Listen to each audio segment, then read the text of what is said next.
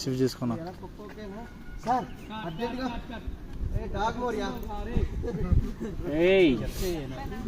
ఋషి కొంచెం little bit back.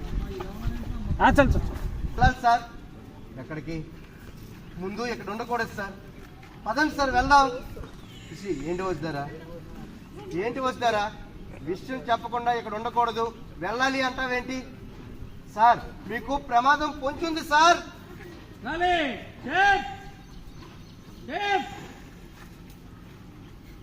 పదండి సార్ వెళ్దాం. జగతి మేడం ఏంటి వస్తు నువ్వు అనేది? అవును మేడం, రిషి సార్ ఇప్పుడు డేంజర్ లో ఉన్నారు, అందుకే కంగారుగా వచ్చాను. అసలు ఏం జరుగుతుందో నాకేం అర్థం కావట్లేదు. మీరేమో రమ్మంటారు, తనేమో వద్దంటుంది. ఏంటి మేడం ఇదంతా?